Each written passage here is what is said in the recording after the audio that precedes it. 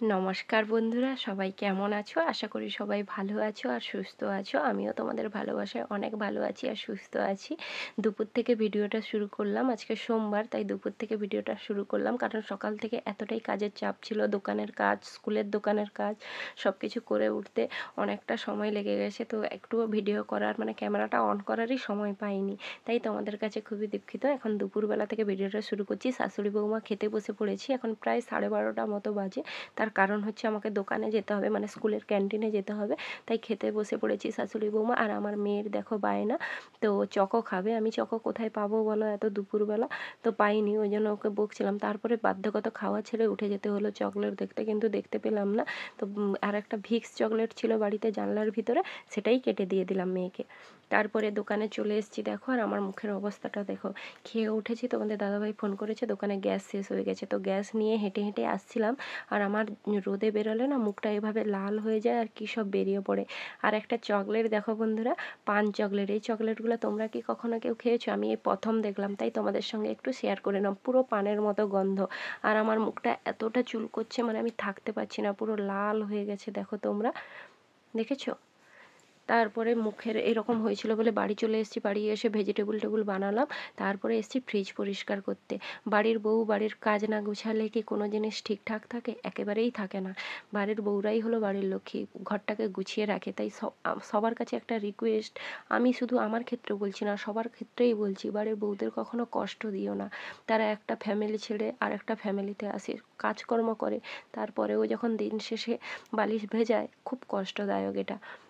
দেখো আমি তাড়াতাড়ি করে ফ্রিজটা মুছে দিচ্ছি, কারণ দোকান অনেক দিন বন্ধ ছিল, দোকান খুলেছে, এবারে অনেক সময় তো অনেক কিছু বেড়ে যায়। আর আমি বরফটা নিয়ে মুখে নিয়ে নিলাম, কারণ আমার মুখটা খুব তখনও পর্যন্ত জ্বালা করছিল। করলে কি হবে, কাজ তো করতে হবে। আর বিকেল টাইমটা একটু ফ্রি থাকি, তাই ভাবলাম আজকে তাড়াতাড়ি করে ফ্রিজটা পরিষ্কার করে নিই। আর প্রচণ্ড ধুলো পড়েছে, কি করে যে ঢুকেছে বুঝতে পারিনি। তাই ভালো করে পরিষ্কার করে নিচ্ছি। আগে একটা অন্য কাপড়ে পরিষ্কার করছি। আর ফ্রিজটা চালু ছিল, রোল ছিল, তাই ফ্রিজটা চালু ছিল, তাই একটু ভেজা ভেজা, যখন ফ্রিজটা বন্ধ করে খুলেছি তখন ভেজা ভেজা আছে, তাই আমার মুছতেও খুব সুবিধা হচ্ছে। আর প্লেটগুলোকে বের করে দিয়েছি, কারণ প্লেটগুলো যদি ভেতরে থাকে মুছতে অসুবিধা হয়। বাইরে বের করে যখন আমি পরিষ্কার করব, তখন তাড়াতাড়ি করে পরিষ্কার হয়ে যায়, তাই আমি খুলে দিলাম একটার পর একটা। তোমরা কিভাবে ফ্রিজ পরিষ্কার করো আমাকে একটু জানিও তো বন্ধুরা। আমি তো ঠিকঠাক পারি না, তো তোমরা কিভাবে যা করো জানিও তো, আমি সেইভাবে করার চেষ্টা করব। আর দেখো সবগুলো খুলে দিয়ে ভালো করে পরিষ্কার করে দিচ্ছি। আর মায়েরকে বলছি, দেখো মা কি ময়লা জমেছে, আর কি ছোট ছোট পোকাও হয়েছে। ফ্রিজটা বন্ধ ছিল বলে না কি জানি না, তোমরা জানিও যে কি করলে ফ্রিজটা সবসময় পরিষ্কার থাকবে। এই দেখো সাইডে সাইডে কালো ধুলো জমে কেমন হয়েছে, পুরো জঘন্য হয়ে গেছে। মেয়েদের হাত না পড়লে কোনো জিনিসই পরিষ্কার থাকে না, তা সে ছেলে যতই পরিষ্কার করুক না কেন। এটা আমি গর্বের সঙ্গে বলতে পারি। তোমরা কি আমার সঙ্গে একমত? তো একমত হলে আমাকে জানিও। আমি ভালো করে পরিষ্কার করে দিচ্ছি। আর এটা একটা আমার বালিশের ওয়ার, ওটা ছিঁড়ে গেছে, এটা বিয়ের বালিশের ওয়ার, কিছু করার নেই। তো পরিষ্কারের জন্য পরিষ্কার করার জিনিসই লাগবে। আর আমি ভালো করে একটু একটু করে পরিষ্কার করে দিচ্ছি। দেখো এই যে রেখাগুলোতে না কিছুতেই উঠতে চাইছে না, অনেক কষ্ট করে কিন্তু পরিষ্কার করছি। আর তোমরা ভাববে ফ্রিজ একটা পরিষ্কার করছে ভিডিও করছে, দেখো আমি তো ডেলি ব্লগ করি, ডেলি ব্লগে তো এরকমই থাকবে, তাই না? আর আমার ফ্রিজটা কেমন তোমরা জানিও। দেখো নিচে কত পোকা পড়েছে, আর তার ভিতরে আমি যে ফ্রিজটা খুলেছি মশা এসে ঢুকে গেছে। আর ঠান্ডায় মশাগুলো না মরে গেছে জানো তো। আমার ভালোই হয়েছে মুছতে। আর দেখো সাইডে সাইডে কালোগুলো এভাবে মুছে দিচ্ছি, তো তাড়াতাড়ি করে পরিষ্কার হয়ে যাবে, ওই জন্য ভালো করে মুছে দিলাম। এই দেখো কেমন হয়েছে মোছাটা জানিও। আর এই দেখো আমি বসে, প্রচণ্ড মশা কামড়াচ্ছে, তোমাদের ভয়েসটা দিয়েছিলাম, কিন্তু কাকিমা মাদুর গুনছিল, তো শব্দ এসেছিল, ওই জন্য আমি ভালো করে ভয়েসটা দিতে পারিনি বলে আবার ভয়েসটা দিলাম। আর ভালো করে মুছে দিচ্ছি, তার আগে আমি মশার ধূপ নিয়ে আসি, ঠিক আছে? এই দেখো ধূপ নিয়ে চলে এসেছি, নাহলে না বসে ফ্রিজটা পরিষ্কার করতে পারছি না। আর কোথায় পুঁতবো খুঁজে পাচ্ছিলাম না, তাই ওইখানে বারবার পড়ে যাচ্ছিলো, ওইখানেই নিলাম। আমি মশার এই ধূপগুলোই ব্যবহার করি।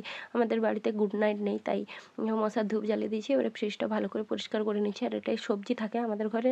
সত্যি কথা কি জানো তো, ওই দোকানের জন্য একরকম ফ্রিজটা ব্যবহার করা হয়, যখন খুব প্রয়োজন পড়ে ছাড়া অন্যান্য সময় আমি কিছুই রাখি না। সবজি টবজি রাখলে আমার ফ্রিজের সবজি টবজি না খেতে এতটা ভালো লাগে না।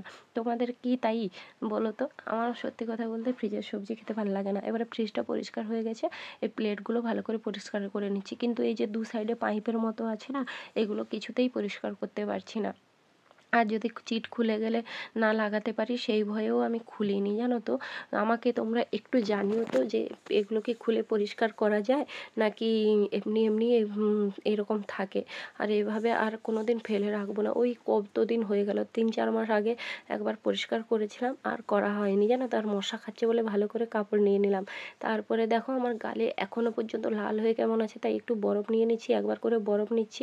আর এটা হচ্ছে আইস ব্যাগ কাকুর যখন অপারেশন হয়েছিল পায়ের, তখন নিয়ে আসা হয়েছিল, তো তখন থেকেই বাড়িতে আছে। এবারে আমার পুরো পরিষ্কার করা কমপ্লিট। এবারে প্লেটগুলো লাগিয়ে দিব একটার পর একটা। আগে সবজির ঝুড়িটাকে ভালো করে সেট করে দিলাম। আর যে কোনো জিনিসটা যেমন পরিষ্কার করেছি, তো সেট করে দিলে দেখতে ভালো লাগবে, তাই একটার পর একটা প্লেটগুলোকে সেট করছি। অনেক সময় হচ্ছে না, আর আমি তো এত ভালো মিস্ত্রি নই, তো ভুলে যাই, জানো তো। মাঝে মধ্যে উল্টো পাল্টা হয়ে যায়, তো তখন ভুলে যাই। তো ভালো করে প্লেটগুলো লাগিয়ে দিচ্ছি। আর তোমরা জানিও তোমরা কিভাবে ফ্রিজ পরিষ্কার করো। অনেকে সাবান টাবান দিয়ে হয়তো করে, আমি তো ঠিক জানি না। তাই তোমরা যদি কিছু নতুন পদ্ধতি জেনে থাকো আমাকে অবশ্যই জানিও। আমি আর একটা পরিষ্কার কাপড় দিয়ে সব কিছু লাগানোর পর ভালো করে পরিষ্কার করে দিচ্ছি, যাতে আর নোংরা না থাকে। আর যে ডিমের এগুলোতেও অনেক অপরিষ্কার, মানে গুঁড়ো পড়েছিল, অনেক কষ্ট করে পরিষ্কার করেছি, কিন্তু এই যে মাঝখানের দিকগুলোতে না, অনেক জায়গায় জয়েন্ট জায়গাগুলো না আর পরিষ্কার করতে পারছি না। কি করব বলো, যেরকম আছে সেরকমই তো মেনে নিতে হবে। এবারে পরিষ্কার হয়ে গেছে।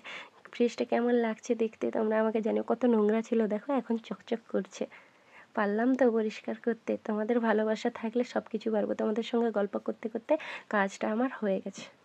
ফ্রিজ আমার পরিষ্কার করা হয়ে গেছে। তো আজকের ভিডিওটা এই পর্যন্ত। ভিডিওটা তোমাদের কেমন লাগলো তোমরা জানিও। যদি ভালো লেগে থাকে তাহলে একটা লাইক কমেন্ট শেয়ার করে দিও। আর যদি ভালো নাও লেগে থাকে তাও কমেন্ট করে জানিও যে কীরকম করলে তোমাদের ভালো লাগবে। আর ফ্রিজটা তাড়াতাড়ি করে পরিষ্কার করে নিয়েছি, কারণ আমি স্নান করবো এতক্ষণে।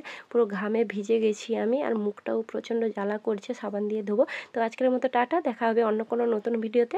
তার আগে সবাই একটু ভালোবাসা দিও।